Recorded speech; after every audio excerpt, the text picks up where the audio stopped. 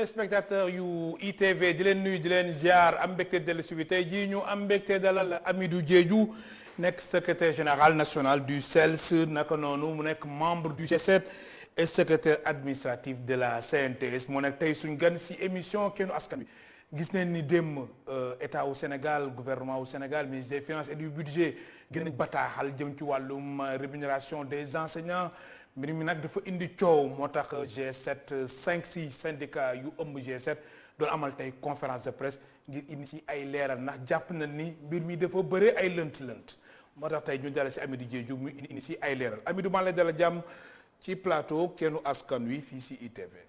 waaw jërëjëf sëñ bi El Hadji Malick maa ngi leen nuyu yow di nuyu également bépp téléspectatrice ak bépp téléspectateur bu ITV. oui waaye nag di beral nuyoo sama jàngalekat yi beral nuyoo jàngalekat yi yëpp responsable syndicaux yi militant ak militantu CELS yi. oui mais nuyu ñëpp bépp acteur bu système éducatif sénégalais ñu ngi lay nuyu waaye du ma fàtte sama responsable syndical di Mody Guiro muy secrétaire général du CNTS bi nga xamante ne bi syndicat yi nekkoon ci mbir mi moom ak yeneen secrétaire général central syndical yi jàppoon nañ ci bu baax a baax a baax a baax a baax a baax. c'est bon très bien alors Hamidou Diédhiou ginnaaw ba nga nuyoo sa mbokk syndicalistes yi mbokk jàngalekat yi alors gis nañ ni mbirum koppar encore une fois ñëwoon na aussi nekk ci kanam actualité bi mu soxla enseignants yi ginnaaw seen négociation yi nga xamante ne amaloon nañ ko samedi 26 février ak état wu Sénégal amoon ay xaatim déggoo yu si jotoon am mais depuis lors ñu nemmeeku ni mbir mi dafa mel ne dafa tàggatémbe si seen gis-gis tàggatémbe boobu tax sax ba yéen waa G7 5 syndicats si G7 dina amate conférence de presse teewul bataaxal bi ñu génne démb waa ministère des finances et du budget teewul ba léegi mbir mi dafa lënt seen xel lan moo xew Hamidou Diédhiou. waaw muy dëgg damay fàttali rek nii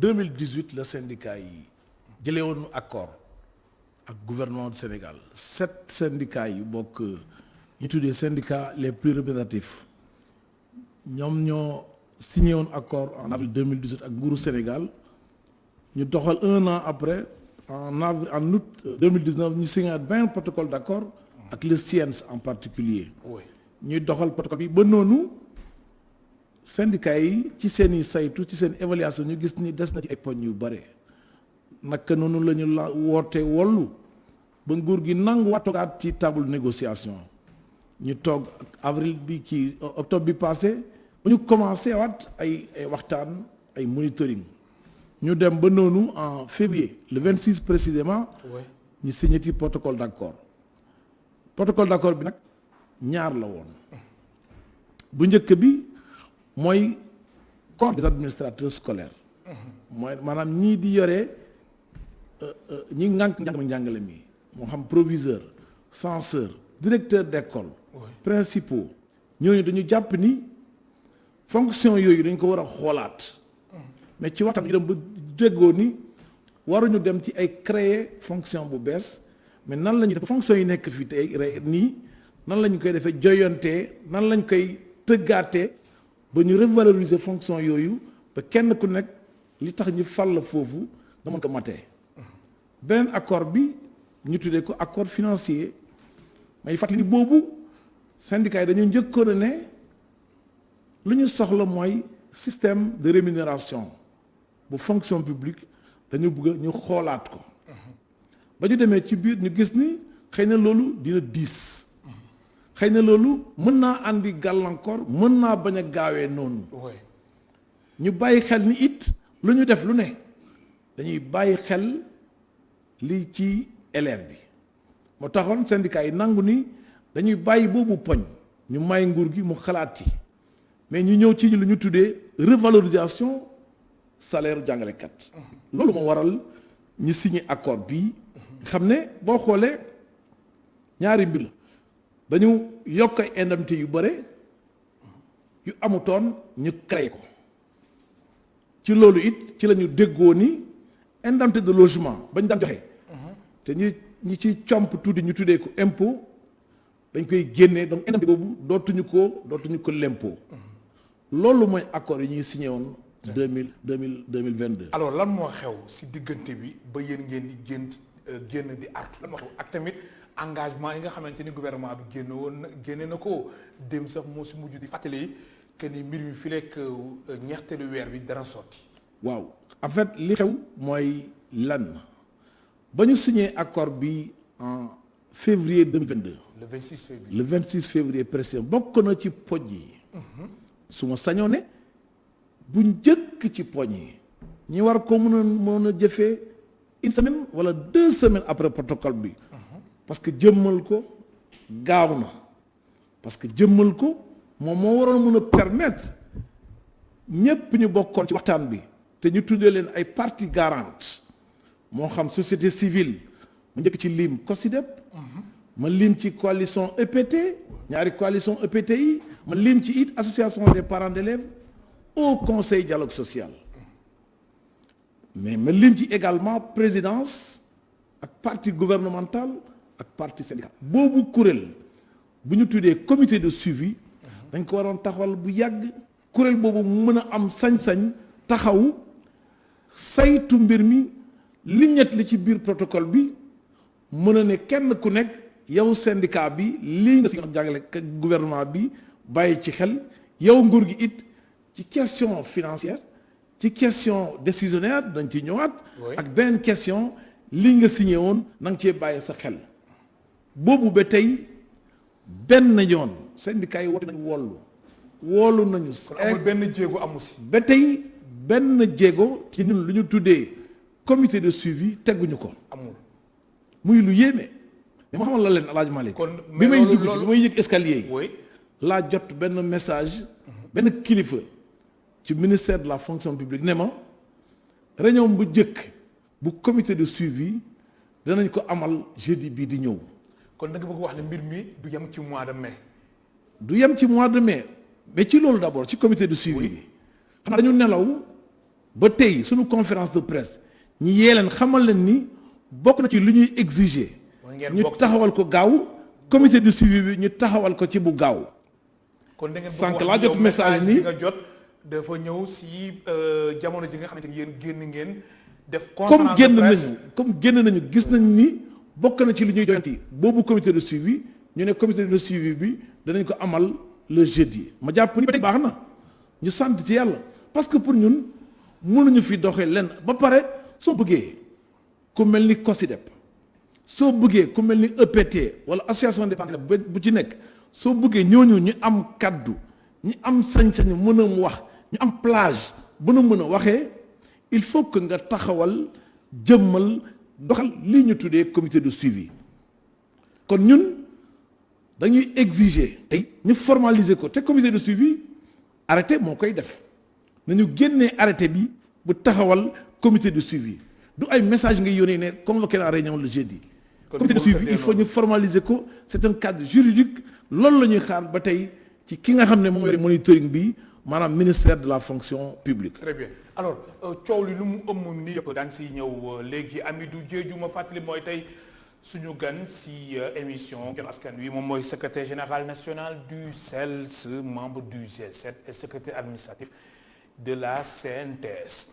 alors Amidou Diédhiou da ngeen xaw a jot déjà reculade jëm ci gouvernement bi. waaw reculade. maanaam dellu ginnaaw. waaw loolu dañ ko njort xam nga ñun. mais man bokk si la naa ngeen basé wu ngeen ni gouvernement bi déjà dafa tàmbalee dellu ginnaaw. man El Hadj Malick le 30 mars bi passé dugg naa ci benn émission fii ci benn rajo de la place. oui mu bokk ci émission boobu plateau benn kilifa bu ministère de l'éducation nationale mais man maa jël engagement keroog boobu ne li ma gis ci kanamu ministre des finances ma gis ko ci kanam ministre yu teewoon keroog bu ñuy signé protocole d'accord ma gis ko ci autorité ministère des finances yi man daf maa rassuré gis nga la ma waxoon le 30 boobu ba tey ci laa nekk man jàpp naa ni gëm naa ni lu ñu signé woon ak nguur gi en tout cas ci côté financier man jàpp naa ni loolu dina nekk. jàpp nga ni dina nekk. man ba tey des naa ci boobu optimisme. mais lu tax yéen. xam nga lu tax jamono ngeen di wax waxu dëgg. xam nga lu tax. oui ba ñuy signé protocole. la ñuy laaj ministère des finances Abdoulaye Daouda Diallo. oui ba koy nuyu au passage dañ ko laaj ñun lu ñu bëgg lu ñu wax. ba ñu jëlee proposition nguur gi. dañu wàcc ci base bi fekk jàngalekat yi def 13 régions sur les 14 du pays dem laaj jàngalekat yi lan ngeen xalaat ci proposition yi nguur gi def balaa ñuy dem di signer protocole d'accord ñu nangul ni su dee lu ñuy wax mooy lu ñu wax ci instituteur adjoint ci maître contractuel ci instituteur ba ci professeur ba ci inspecteur su dee lu ñu wax mooy li kenn ku nekk war a jot ci yokkute gannaaw bu ñu dindee impôts yi yépp ba kenn ñu génnee ci benn terme bi ñu tuddee kemb xam nga gerte day am gerte ak naaf. waaw ak gerte mu am gerte ak xott. mu des kemb gi nag ci biir kemb gi soxloo ñu kemb bu nëb maanaam lamb daj kemb goo xam ne loo jot ne war ngaa ko mun a yëy sans difficulté loolu la ñu laaj ba ministère des finances ak nguuru Sénégal rassuré ñu ni lu ñu annoncé loolu mooy net à percevoir donc c'est le net d'augmentation après impôt. très bien mais man nag ba tey. très bien ci loolu la. mais man Hamidou Diédhiou lan laa mënul comprendre maanaam assurance yu kilifa yu joxe teewul yéen ngeen di génn di artu te ñoom ñu ci mois de mai jeexagul. loolu nag wala da ngeen jàpp lu ci des. loolu nag du mën a sotti loolu nag waxoon naa ko ci jël benn comité de suivi bu ñuy wax ba tey taxawaluñu ko mooy premier acte boo xam ne acte de weddi seeni bopp la. mais deuxième comité de suivi bi. taxawaluñu ko mais deuxième li tax ba ñun ñu génn tey di artu. artu boo xam ne nag dañu jël sénégalais yëpp à témoin. ah bon artu boo xam ne nag duñ ci dellu ginnaaw benn yoon. lan lay tekki da ngeen bëgg da ngeen di perturber système. loolu éducatif bi loolu foofu kenn ngeen ko jëm naatable wala. xam nga à partir du moment où waxante nga ak nit ba ngeen signé ko bu violé yow soxlootoo préavis soxlootoo yëglu. mais ak effort yu bu gouvernement violation bi def amee yëpp. bu violation ak amee yokkute gu am si seen wàll. effort yi nag si yëpp effort yi ñuy wax ci annonce. ak ay milliards yu si gouvernement effort yi ñuy wax ci annonce ba tey ñun ñu ngi koy rafetlu te wax nañ ko fu ne. maanaam ay annonce rek la. mais ñun dañu jàpp ni li ñu tax a tiit li tax jàngalekat yi tey créer na rumeur ba rumeur bi créer confusion ba dëmb mu am communiqué boo xam ne man jàpp naa ni moo na ñàkk. ah bon oui. communiqué démb bi. communiqué ministère des finances. bi ñu génnee su dee effectivement c'est un communiqué authentique. mais communiqué bi ministère génnee non loolu kay maa la koy confirmer. jàpp naa ni mën naa ñàkk. loolu kay dama la koy confirmer léegi mu xam nga leer mën naa communiqué boobu communiqué bu authentique la ñoom ñoo ko génne. xam nga mën naa ñàkk. oui.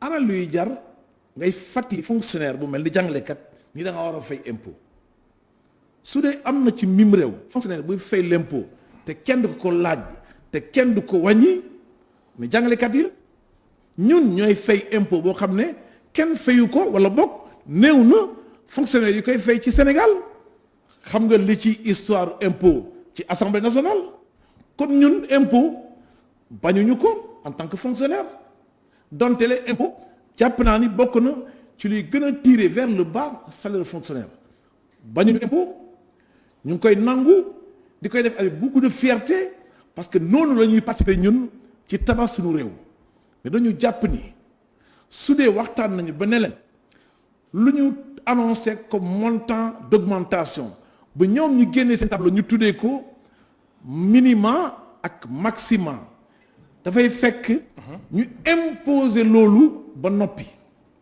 suñu génnee lu ñuy génnee ci wàllum impôt ba loolu yemb ba loolu jeex lu ñu annoncé ba ñun ñu annoncé ko jàngalekat yi ba ñu tënk ko ci document bi loolu mooy la nga xam ne loolu la ñuy xaar. alors su dee ñoom génnee nañu communiqué. bay rappeler ni impôt am na dafay daal di doy waar.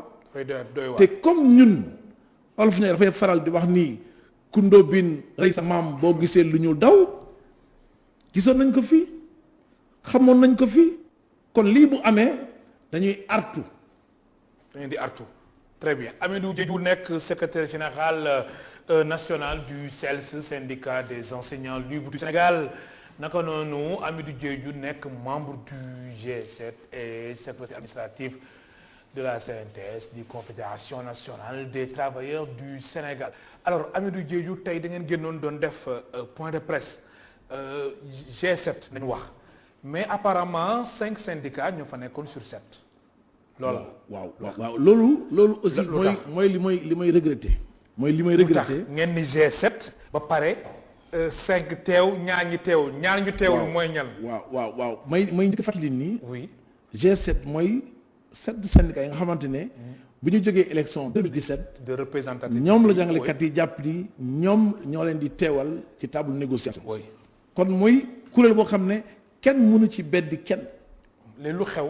li xew mooy bu ñuy commencé monitoring bu octobre 2021. dañu dem ba diir ñu am wuute ci gis-gis. yéen ak muy lu xel nangu 5 syndicats yi ma lim mooy CELS. oui UDEN. SNELAS FC. SYENS ak CELS authentique ñoom ñoo wuute gis-gis. ak CUSEMS ak CUSEMS ak SAEMS. très bien mais nag maanaam CUSEMS may ak fàttali SAEMS ñoo teewul tey. may fàttali ni. oui du wuute de fond. ce n'est pas une divergence de fond mais ay questions d'appréciation sur des questions précises xam nga dafa am loo xam ne moom la ñu bokk mu am loo xam ne spécificité corps du moins niveau d'enseignement bi moom moo ñu wuutelee kon loolu pour man c'est pas une question de fond moo tax damay profité taxaw tey sama relation bi ma am ak sama camarade Saourou Sène oui mi jiite SAEMS. SAEMS oui. sama relation bi ma am ak sama camarade Abdoulaye Ndoye di jiite CUSEMS. oui moom ma permettre man tey ci loo xam ne kenn yebaluma du Abdou Fati bu CELS A. oui du Abdourahmane Gueye bu UDEN. du ab Moustapha Sognane bu SNELAS FC. du it El Kantara Sarr bu SYENS. man maa jël initiative ne leen jot na nag ñu toogaat.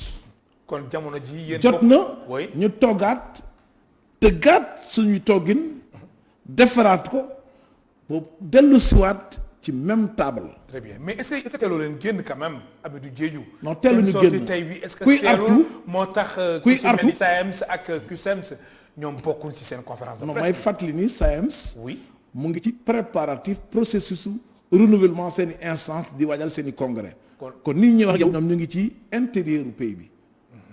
ah c'est vrai gis naa leen temps yi ñu ngi def ay tournées. may fàttali it ni ñun bu ñuy def conférence de presse yeggaluñu leen ko woowuñu leen. loolu it ma wax ko te yàlla tax. lu tax non. ñu ni G7 xam nga waaw ngeen xam di def seen nga bu syndicat ñu signé génn ci CUSEMS génn ci SAEMS. xam nga bu ñuy signé protocole d'accord bi. oui am na lu ñu fi bàyyi. oui mooy 5 yi signé nañu tey. yeneen deux yi signé 3-4 jours après. kon mën nañu wax ni c'est une conséquence logique. G7 dafa am implosion. non amul implosion. dañu am wuute ci gis-gis. waaw mais déjà implosion. waaw non xam nga implosion. implosion dina dem ba ci relation. su ma tasewoon tey ak Saourou tey wala ak Abdoulaye Ndoye toog ak moom danaan ci xanaa du moom amuñu benn xam nga yàlla dama ne question d'appréciation sur des questions divergentes précises. mais yooyu dafa fekk rek amuñu woon jot toogaat waxtaane ko bu ñu dépassé yooyu clivage. très bien moo tax tey may profité xam nga tudd naa ne kenn ku nekk ci ñoom. may insister nii li ma jàpp mu gën ci yéen gën ci ñun gën ci jàngalekat yi bëgg lool ñu koy wax saa su ne mooy ñun ñu fexe ci cadre G7 ñu defaraat toogaay bi tàllal loxo yeneen syndicat yi mun a fas yéene jaamaroo nguur gi su dee dem nañu ba fin du mois de mai gisuñu lu ñuy xaar ci ñoom war nañu ko taxawaat parce que su doon dem nañu ba jëmmal accord financier am na yeneen yu des. très bien mais alors laataa may ñëw si yeneen yu des da nga jàpp ni yéen ni ngeen defee seen sortie nii waa CUSEMS waa SAEMS ñoom aussi dañu war a génn. oui pas forcément parce que lu ñu wax. maanaam waroo leen wéet si combat bi.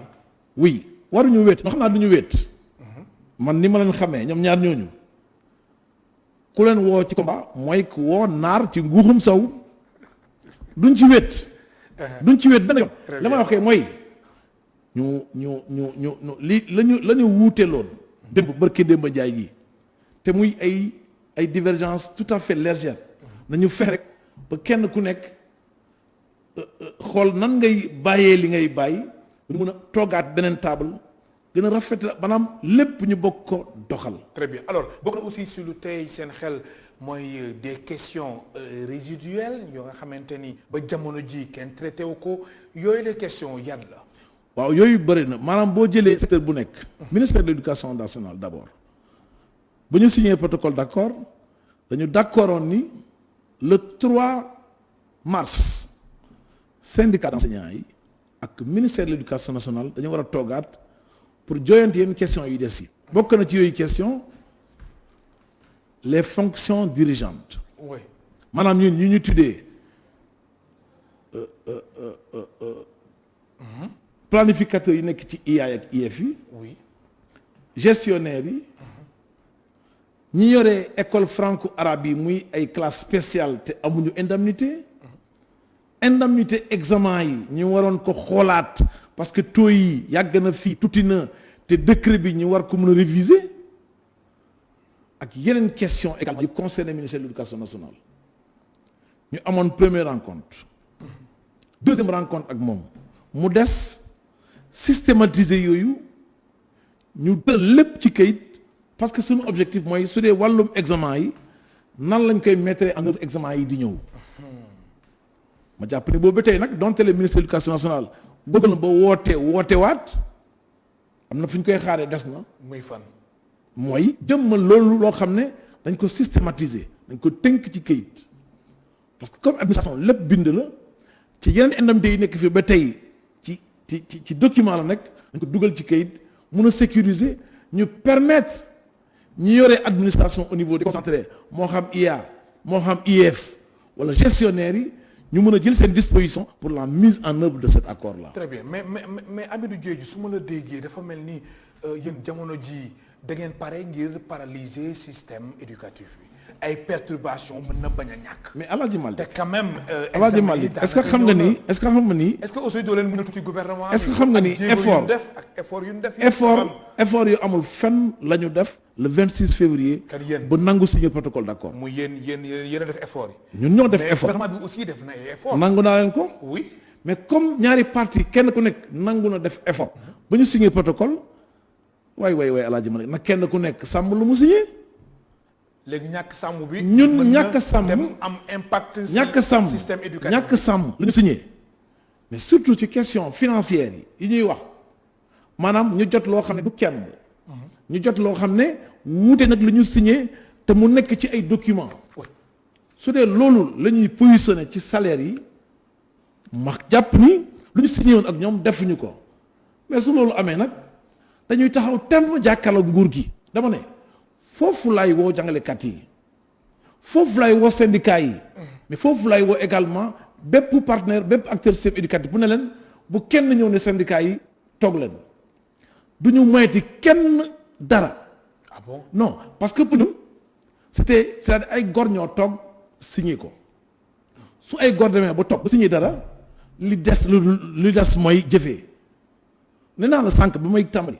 man ba tey jii ma ba tey ma wax yow nii gëm naa ni accord réaliste et réalisable. réaliste et réalisable te gis nga état bi da ko respecté. bu ñuy wax ñoom kenn ku nekk nee naa la jàkk ci bët xool la nga wax ma gis ci engagement ma gis ci dëggu mënuma gëm leneen lu dul loolu ma jàpp ci yow le 26 février foofu laa leen di xaaree fin mai moo tax man je suis pas perturbé je suis pas pourtant déstabilisé par les rumeurs. Même si ces rumeurs ont fini de créer la confusion. man rumeurs yi mooy dina am. wala du am dinañu jëfe dinañu respecté duñ ko respecté man ba tey gi may yow nii je suis confiant serein optimiste. jàpp naa ni nañ ko respecté mais waaw mais ku doon bind récemment boo gisee lu ñu daw waxoon nañ ko fii defuñu ko mais. su yàlla defee ba ñu dem ba tollu fin mai sunu salaire ñu watal ko kemb lamb la daj ñu ko dañu may kenn dara dañu yëglu foofu laay wa jàngalekat yi na ñëpp wàcc terrain bi su ma yëgoon sax ne comme ay étudiants la ñuy doon su boobaa. kon boobaa yéen grève ngeen di amal. non waxuma la grève mais on va abandonner le système. abandonner man maa la wax loolu. mais Diédhiou loolu c'est trop dire quand même. mais parce que simplement abandonner le système. xam nga lu tax. xam nga lu tax xam nga boo toggee ak sa kilifa ba mu dem ba signer accord paraphé ko. am onction de la plus haute autorité du pays je suis prêt à supporter ba ñu signer ko soo demee ba nga sentir violation lu la neex nga war a mën a def parce que tu auras pris toute l'opinion à témoin. kon au nom de quoi da nga bëgg wax ni suñu état bi su respecté wul engagement yi nga xamante ni jël na ko ak accord yi ngeen signé samedi 26 février 2022 kon perturbation su amee ak examen yi nga xamante ni naam sax calendrier bi xoolaat nañ ko ba pousse ko tuuti ñu dàq ko su ay perturbation amee bu mu bett kenn. que tout le monde se le tienne pour dit non j'allais dire que les autorités se le tiennent pour dit dama ne la le premier acte. mais ak retard bi système bi accusé ba pare ngeen di taxawaat tamit pour pare ngir perturber waat. moo tax ñu nangu ne na ministère de l'éducation nationale réaménage bu ko neexee moom boobu prérogative il n'a pas consulté les syndicats pour réaménager. Non, il n'a pas consulté. Il nous a simplement informé. moom prérogative bi bu gisee ni dafa war a réaménager sans prendre nos conseils nos avis sur la question y a pas de souci mais li ñu gëm mooy mbir dañ koy waxtaanee système dañ koy waxtaanee dañ koy pencoo amuñu ko ñu may ko mais nañu fexe ba lu ñu signé ak ñoom ñu doxal ko man foofu lay waxee c'est-à-dire il y a rien de nouveau sur le soleil dara beesu fi soo respecté accord bi ñun ñu gën a farlu ci lu ñuy def ci classe yi. xanaa loolu moom moo tax yéen ci seen déclaration ngeen ni pare ngeen ngir faire face à toute tentative. moo tax ñu yaakaar ni parce que xam nga li ma la waxul for nañu ci yooyu bët nii ñu ngi ci perspective d'ailleurs suppression beneen ligne bu ñu tuddee impôt sur le revenu. Ah bon? Supprimer ko. mais ñu créé beneen ligne mais amoo lenn ñu créé beneen ligne masqué lépp dañax ko foofu daal di ñuy tuur lëndëm mais xam nga ñun. mais loolu amagoo leen si ay donte ne duñu ay économiste duñu ay statisticien mais. oui yaa fu suñu ba noonu de. yaa fu suñu ba noonu li may wax nag ba tey dama ne xam nga rumeur dina dem ba nekk dëgg te nag gis nga dëkk bi aussi su ma yëgoon ne ñu nit am na suñuy source. am ngeen seen ay sources oui am nañ suñu moo tax. dañu wax ni c'est des rumeurs et des informations concordantes. maanaam daal une source on la protège. bien sûr. une source on la protège. yéen jàpp ngeen ni jamono ji seen source yu mu leen wax ci rumeur yooyu la mënoo leen ko dàq te lu mën a. moo tax damay lancer waat appel les autorités compétentes. Oui. Les 6 ministres qui ont signé le protocole d'accord. Le Haut Conseil du dialogue social. La coalition en synergie pour une éducation publique. La COSYDEP. La coalition EPT. Les coalitions EPT, j'allais dire. ndax kenn ku nekk jàpp ni aujourd'hui plus que jamais c'est le moment de parler, de se prononcer et de parler à l'autorité. ñun bu ñuy signé protocole suñu newoon impôt yi nii ak nii lay demee mais xam nga El Hadj Malick nee naa la dem nañu ba génnee ay bulletins ci suñu simulation génnee tous les types de bulletins possibles bulletins de salaire. def ko di projeté di ciy liggéey benn par benn depuis maître contractuel instituteur adjoint instituteur ba PCMG PEM PESP inspecteur pour chaque corps. ñu def ay projection ay simulation ba tënk li ñu tënk ñu tuddee ko net d'augmentation après impôt suñu amee loolu ñu ne accord respecté nañ ko suñu amul loolu ñu jàpp ni leneen moo am su ko defee chacun prendra ses responsabilités. mais est-ce que aussi jotul Hamidou Diédhiou ngeen di insister bu baax a baax ci qualité bi soxal wàllum njàng meek njàngale mi naka noonu abri provisoire yi mais yéen soo leen génnee rek doo ci table bi wàllum koppar la wàllum indemnité la. waaw xam nga nit moom xam nga nit moom système ngeen di insister. wax nga dëgg El Hadj Malick wax nga dëgg mais xam nga li am ba des soo ñëwee fekk fi passif fekk fi loo xam ne mu ngi fi ne këtt ne jonn mu leer la ni loolu fii nag jógewu fii mënoo avancer ci loolu ngay taxaw fekk nañ fi accord ñu jël accord yooyu ba mu yóbboo ñu ci accord 2018 accord 2018 ñu dawal ba 2019 nguur gi da abandonné la table de négociation gisatuñu kenn Covid ñëw muy benn prétexte ba 2020 tamit lu fi premier ministre amul woon tamit. loolu boo premier ministre bu fi amul nommé nañ fii ay chargé du monitoring. oui ay ñoom Cheikh Kanté jaar nañ fii kon su les faits warutoon am prétexte taxaw mais bu ñu reprendre ba ñu signé benn accord il faut que loolu nekk fii comme passif ñu lijjante ko bu mu féetee boor gëm naa ni bari na question yoo xam ne dañ ci war a taxawaat yu war a mën a yóbbu suñu système bi kanam yu war a mën a autonomiser suñu système éducatif yu war a mën a rendre suñu indépendance à l'école. alors performance. mais yooyu bokk na ci programme scolaire. jàng bi waaw programme scolaire mais qualité enseignant bi tamit enseignement bi aussi dafa am solo. mais qualité enseignement fii la ko waxtaan nañu ko parce que gis nga boo waxee qualité enseignant. oui mooy qualité enseignement. effectivement. mu mel ni responsabilité yi dañ ko partagé kenn ku nekk am nga ci wàll. kenn ku nekk am nga ci wàll. mais loolu balaa ñu taxaw ci day fekk loo xam ne ñun fekk nañ ko fi ci table bi lijjanti nañ ko bu mu féetee boor lu ko mooy yow sa xeex yépp ci loolu koy teg loolu moo ñu dàbb tey gis nga loolu bu ñu ko féetalee woon boor dañuy ñëw ci question décisionnaire muy beneen difficulté bi système bi di vivre boo xam ne ba léegi nii jàpp nañ ba nii may wax ak yow jàpp nañ ni war nañ ko mën a lijjante ci mu gën a gaaw lu tax parce que injustice rombul li ñu am retard mu yéex injustice boobu ngeen di déplorer saa su nekk.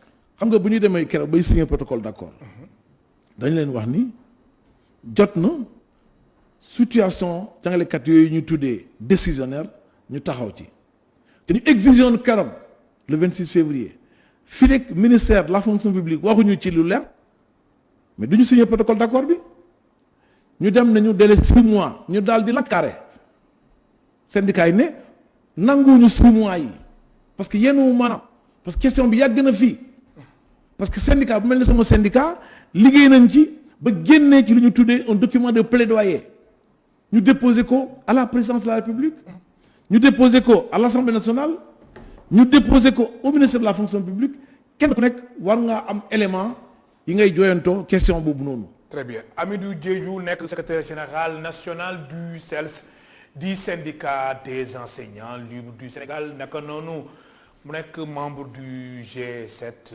Hamidou Diédhiou moom mooy secrétaire administratif de la CNTS di confédération nationale des travailleurs du Sénégal mu nekk tey suñu gan ci émission kennu askan wi ma bàyyi la nga àggali explication yi. waaw dama doon wax sànq ni ba ñu signé protocole d'accord bi ba ñu tudd ci question décisionnaire. oui première rencontre ministère de la fonction publique keroog ma koy féliciter parce qu'elle a été pragmatique elle a dit à ses services je retiens une réunion le 4 mars effectivement réunion bi am na ñu toog ba ñu toogee autorité fonction publique ne syndicat yi lal mooy seeni mbébét lal ngeen di xaar ci nguur gi ci wàllum question décisionnaire yi ñu jël suñu temps wax xamal leen lal mooy décisionnaire yan type décisionnaire moo am ak lal la ñuy xaar ci nguur gi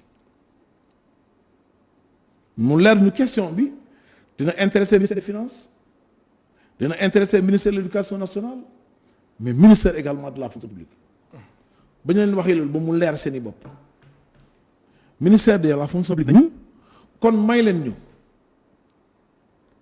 fii léegi le 17 mars ñu ñëwaat muy 11 jours après waat leen ñu toog jox leen benn fiche technique fiche technique lan lay am par rapport à chaque type de décisionnaire lan mooy proposition ministère de la fonction publique parce que le tout mooy nan la ñuy fexe parce que ku nekk nangu na ni situation décisionnaire dafa jiggi dayoo dafa daw yaram di nga gis ku liggéey ba jël à la traite ba ñu la nee kii musoon na nekk fonctionnaire Sénégal doo gëmee te ñuy bokk xëy ba ñuy bokk xëy ak jàngalekat yi ñu bokk lu ñuy def ñu jàpp ni boobu situation il faut que ñu am wutal ko solution te loolu ñu jàpp ni injustice boobu warta mën a xaar ba ñu déggoo ci yooyu principe maanaam ñu corriger ko mais it mu gaaw ci yooyu proposition yi ñu defal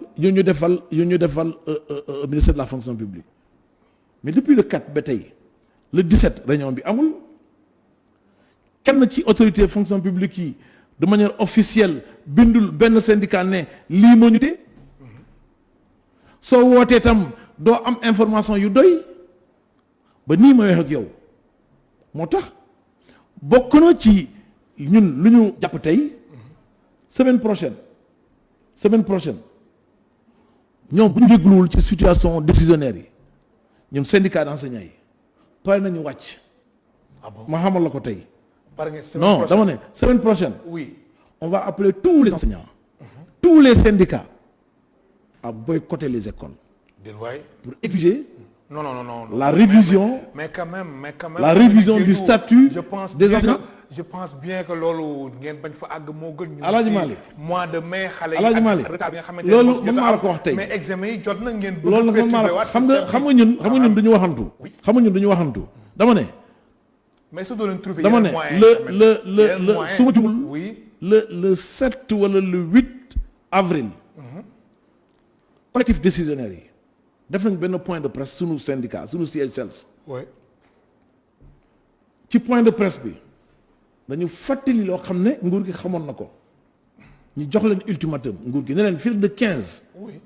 mais suñu déggul nguur gi syndicat yi dañu jël seen responsabilité tey le 16. ba tey France kenn yeeyu ci yebbi ba tey may wax ak yow nii. alal waral loolu te mu bokk ci poñu protocole d'accord yi te mu bokk ci loo xam ne ñun mënuñu ko négocier c'est-à-dire pour ñun il faut que ñu jëmmal ko. mais est-ce que du ñàkk mise en place comité de suivi bokkul si nga xamante ni moo indi gaax. mais bokk na yooyu. yi nga évoqué. mais yooyu est-ce que du comité de suivi bi nga xamante ni comité de suivi xam nga comité de suivi moo yéexal mbir dana doon jàppale syndicat yi. dina doon jàppale nguur gi. comité de suivi dina doon permettre bépp acteur mu xam fan nga war a teg sa tànk naka nga fay demee ak ban waxtu. comité de suivi dafa waroon a nekk un comité de veille et d'alerte. malheureusement ñoom ñoo tey bañ a taxawal comité de suivi ñun nag lu ñu mën ñun du ñu signer décret du ñu signer arrêté mais on a des actes à poser pour montrer qu'on n'est pas content et puisque sur la question des décisionnaires lu ñu bëgg amuñu ko ñun xam nañ fu ñuy jaar ak ñoom. alors damay ñëw si beneen point ndax li dese si ay simili yu bëreewul.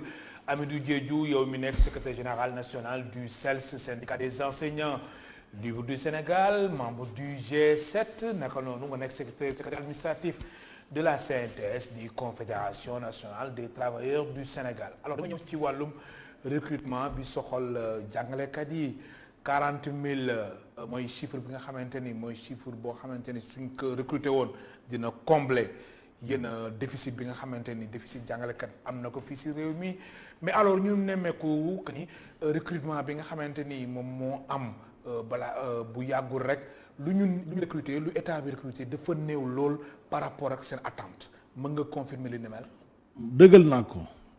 dëggal naa ko di déplorer it benn aspect xam nga ñun ay syndicat d'enseignants la ñu. kon kenn ku nekk dañ laa nangul li nga xamante ne loolu mooy sa rôle. ñun dañoo recruter en tant que syndicat. ñun yoruñu école. ñun dañu sàmm école bi. léegi ñoom ñu recruter ñaata 350 waaw ñoom ñuy recruter. léegi ñaata nañ recruter bu ñu demee ba am sañ recruter. dama jàpp ni suñ demee ba gis loo xam ne bokkut ak lañ daan gis. gën naa rafet ñu woote waxtaan. gën naa rafet ñu ne syndicat yi ñun de danañu recruter at ren waaye engagement bu ñu jëloon nii comme système bi ñun ñëpp ñoo bokk xayma ba gis ni entre 35 000 à 40 000 jàngalekat manqué na ci système éducatif ba daaw président de la République ne pour man wane sama volonté absorber li manqué ci jàngalekat ci école yi waaye it pour fexe ba li ma tuddee xëyu ndaw yi ñu mën ko jëmmal ci biir système éducatif danaa jël 5000 jàngalekat mais 5000 yooyu dañ ko tuddee recrutement spécial.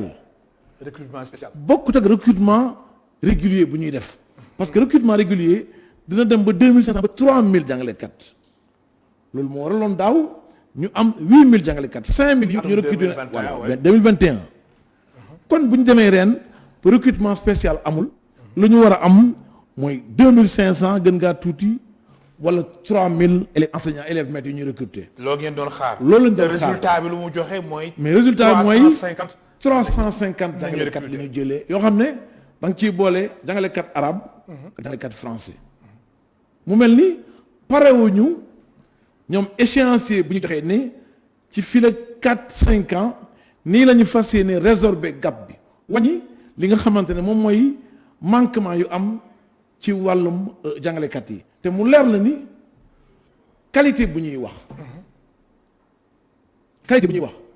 dina jaar ci nombre jàngalekat yi ñuy recruter mais dina jaar également ci façon bu ñu ko recruter parce que recrutement warul lalu ci clientélisme. dafa am recrutement politique warul lalu ci maa tey dama ne waxuma am na de dama ne warul lalu ci loolu li fi xewoon nag daaw nag ci 5000 enseignants yi ñun fekkeewuñu processus ba muy jeex te dëgg nañu fi lépp. maanaam xamoon leen yéen les tenants et les aboutissants. li ci biir après dañoo dem ba rëcc ñun en tant que syndicat fekkeewuñu yu ci bare ci benn processus kon dañu jàpp ni su dee dem nañu moo tax dañ koy dénoncer dañu jàpp ni loolu jëmmalul système éducatif na nguur gi xam ni école sénégalaise dafa leen war a jaral lu mu leen ko jaral. parce que loolu moo ŋànk suñu koom. am na solo maa lay gërëm baax di la sant la ngay jeexalee am di su dee jàpp naa ni dama war a jeexal mais jàppal ni damay artu nguur gi dama ne la du ay menace nag mais artu la dama ne protocole d'accord ñun ci yooyu la ñuy tënku protocole nag dañ ko sérieux ay poñ nag kenn ku nekk fexe ba li nga xamante ne loolu ci yow la aajoo na nga fexe nga doxalee ko nu mu waree muy aspect financier muy question décisionnaire mais muy question lenteur administrative également. ak question résiduelle.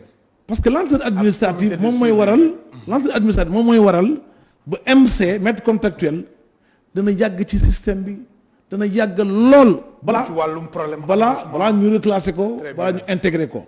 kon loolu dañ ci war a bàyyi xel bu baax a baax mais dañu jàpp également ni comité de suivi du ay message moo koy taxawal comité de suivi c'est un acte administratif moom moo koy taxawal ñu installer ko ñu war ko mën a finalement mettre en œuvre pour moom mu mën a saytu li nga xamante ne moom moo nekk ci protocole foofu lañ leen di xaaree ñun nag en tant que syndicat suñu amoon loolu accord financier yi accord sur les décisionnaires accord sur la mise en place du comité de suivi bu ñu demee ba jëmmal lépp dañuy daal di ne gongo sant ci leen ne ñëpp gën a farlu ci jàngale mi parce que jàpp nañ ni jàngalekat loolu mooy sawargal man jàngalekat sa place mooy ci classe yi la. mais man dama yaakaaroon ginnaaw accord bi si février yi jàmm nee na ñooy problème amatul si secteur moom laay wax moom la danaa la système bi am na jàmm ba tey bu kenn ku nekk yow defee li la war rek mais jàmm dina continuer di am te suñu sañoon ñun danañu doxal ay at benn perturbation du am système éducatif parce que ce n'est de l'avantage de personne que le système soit en permanence perturbé. maa lay gërëm baax di la sant. maa lay gërëm yooyu bu baax a baax di gërëm bépp téléspectatrice wala téléspectatrice ak téléspectateur bu ITV. di sant seen i autorité groupe E-Media Invest. ak également ñi yore technique bi ak ñi yore également caméra yi. très bien.